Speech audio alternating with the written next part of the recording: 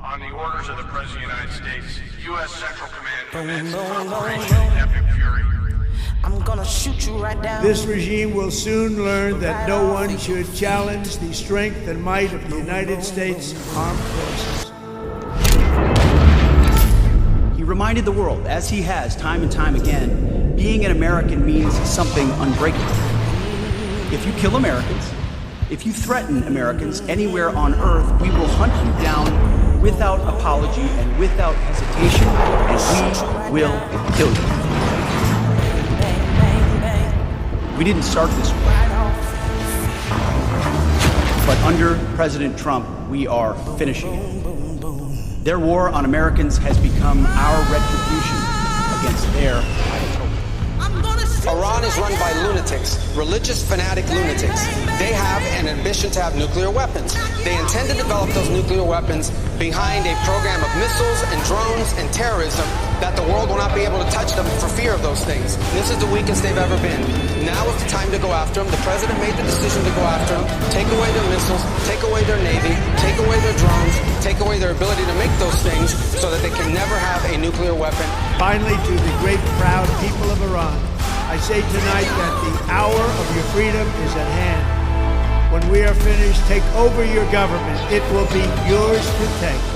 This will be probably your only chance for generations.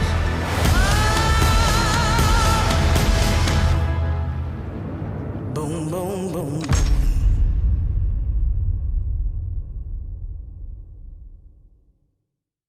What woke so-called liberals don't want to understand, and what Islamists in the West pretend not to understand, is that the Islamic regime in Iran does not hate the West simply because of grievances. They do not attack Israel because they care about Palestinian human rights. They are jihadists. They attack because they want to spread Islam, and unless stopped, they would have kept attacking the world until all religion belongs to Allah. The Western liberal mind cannot accept this. This explanation sounds simplistic and bigoted. At the end of the day, even George W. Bush did make statements that contained religious references before he invaded Iraq. And yet, everyone knows the reasons US invaded Iraq had nothing to do with religion. It's interesting. The question is, I've gotten some criticism for hosting a Christian prayer service at the Pentagon yesterday. We said it very publicly. We said it very proudly. Appealing to heaven, to God, is a long-standing tradition in our military. So why then do I waste your time with simplistic explanations of why Iran hates and attacks the West? Because, unlike in Western societies, where religion is largely a footnote, for the mullahs, it is the entire framework. Everything else is merely a footnote. But is this even possible? A group of people putting religion over money, power, even over the well-being of their families and country. We see this phenomenon with radical Islamic groups like ISIS. So it is possible. In fact, the mullahs share the same religion as ISIS, Islam. So clue number one. Clue number two, their own words. We shall export our revolution to the whole world until the cry, "There is no God but Allah," resounds over the whole world. The Quran commands, war, war until victory. A religion without war is a crippled religion. To kill the infidels is one of the noblest missions Allah has reserved for mankind. Establishing the Islamic State worldwide belongs to the great goals of the revolution. We have set as our goal the worldwide spread of the influence of Islam and the suppression of the rule of the world conquerors. We wish to cause the corrupt roots of Zionism, capitalism, and communism to wither throughout the world. We wish, as does God Almighty, to destroy the systems which are based on these three foundations and to promote the Islamic order of the Prophet in the world of arrogance. Islam makes it incumbent on all adult males, provided they are not disabled and incapacitated, to prepare themselves for the conquest of countries so that the writ of Islam is obeyed in every country in the world. Those who study Islamic holy war will understand why Islam wants to conquer the whole world. People cannot be made obedient except with the sword. The sword is the key to paradise, which can be opened only for holy warriors. کسی که خدا را دارد از چه باید بترسد؟ از چه قدرتی میترسید؟ میترسید که شهید بشید؟ شهادت ترس دارد؟ میترسید حبس بشید؟ حبس در راه خدا ترس دارد؟ میترسید شکنجه بشید؟ شکنجه در راه خدا اشکال دارد؟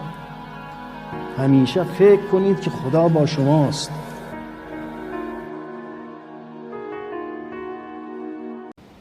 این مسئله آمریکا و ایران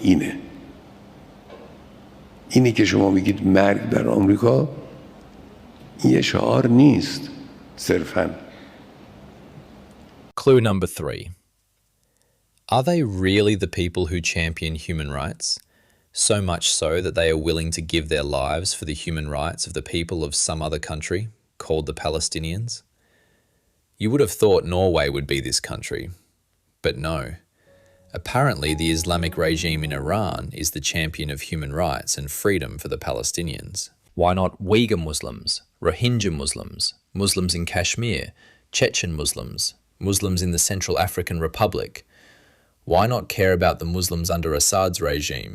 But no, they apparently only care for the well-being of Muslims in the specific geographical area of the Holy Land. That just happened to be in the center of their caliphate, and occupies the third most important religious site for Islam. Clue number 4. Trust your eyes. Do these people appear to you as rational actors who do things to promote liberty and human rights, or are they religious fundamentalists?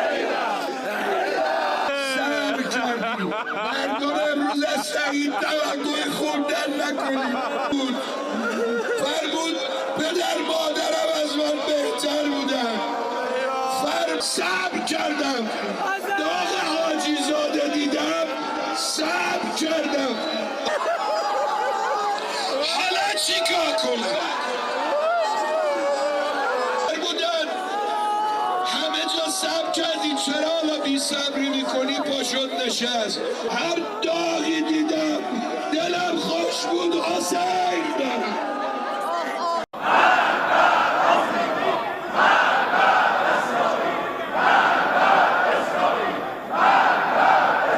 What kind of grievances or humanitarian sensibility would have led one of the parliaments in Europe to have the same reaction?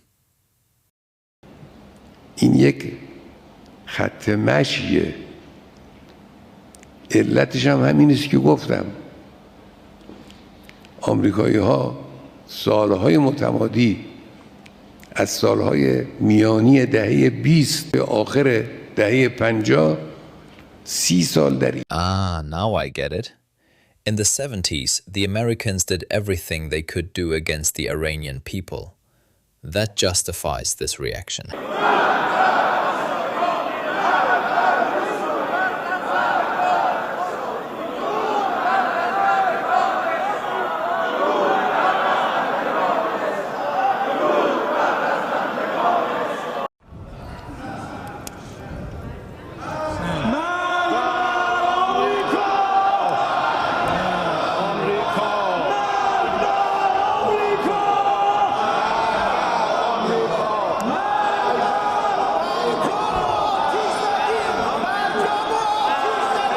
their hearts are so sensitive to the human rights of the Palestinian people that they even draw in their elementary schools flags of the US and Israel so students can walk on them in a gesture of protest.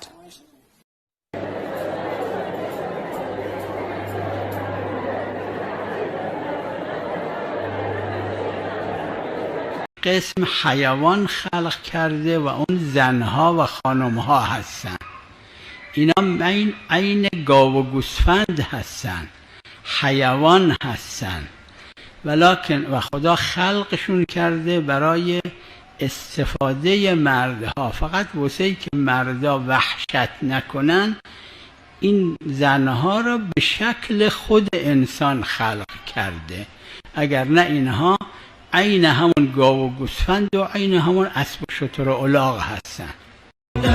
حولنا ثقيل رقاصة الساعات تنبي ليلكم قليل إنا أولو بأس شديد أخذنا وبيل كراتنا من خيبر تبقى بلا مثيل والحق أن نقول أنتم إلى الأفول سبقا لإسرائيل سبقا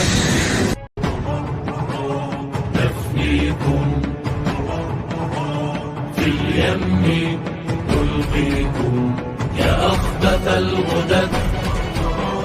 So-called woke liberals claim that the Islamic regime is a rational actor responding to Western imperialism and should be given any means to protect themselves, including nuclear. But for the sane world that values the preservation of the human species, allowing nuclear to regime as deluded and aggressive as this is not a good idea, especially when they already demonstrated the will and capability to deliver. To the normal world, watching an insane regime firing ballistic rockets at a democracy, it was not all inspiring. It was, in fact, quite scary.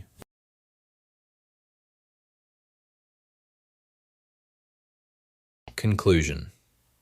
Unlike modern political systems, where religion plays a secondary role in governance, Iran's ruling clerical establishment, the mullahs, operates within a deeply religious worldview. Their ideology is strongly influenced by the apocalyptic narratives present in Twelver Shia theology, particularly beliefs surrounding the return of the 12th Imam, the Mahdi. In this framework, history is interpreted through a moral struggle between good and evil, and political events are viewed as part of a broader divine plan. Within this religious tradition, the anticipated return of the Mahdi, associated in theological narratives with the return of Jesus, represents a transformative moment in human history. Such eschatological beliefs shape the ideological outlook of figures within the Iranian leadership. From this perspective, political decision-making is influenced not only by religious narratives about destiny and ultimate justice. For this reason, the prospect of a nuclear-armed Iran raises unique concerns. If strategic decisions were influenced by ideological or apocalyptic beliefs, the risks associated with nuclear weapons could be significantly amplified. Consequently, preventing nuclear proliferation in this context is a matter of global security and stability.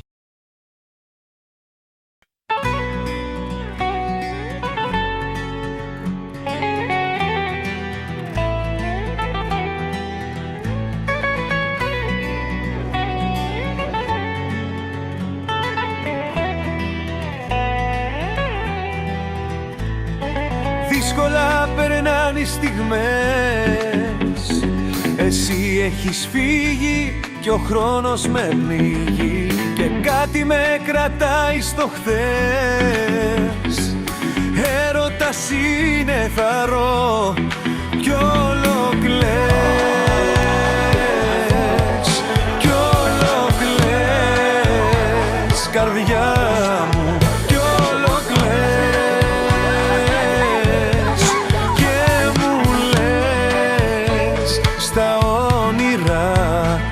πως μίγουν μόνοι ψυχές.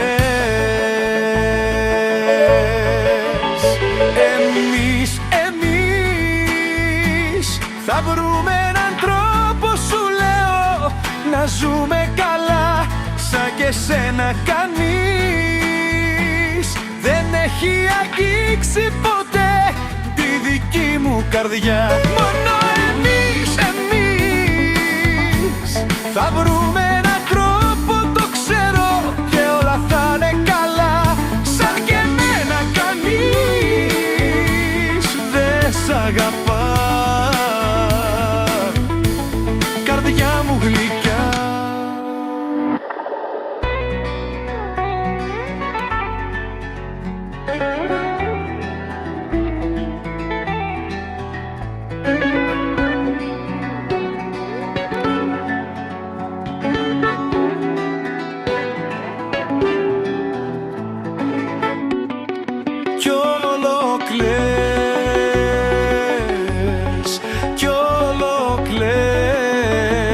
Καρδιά μου κι όλο κλαις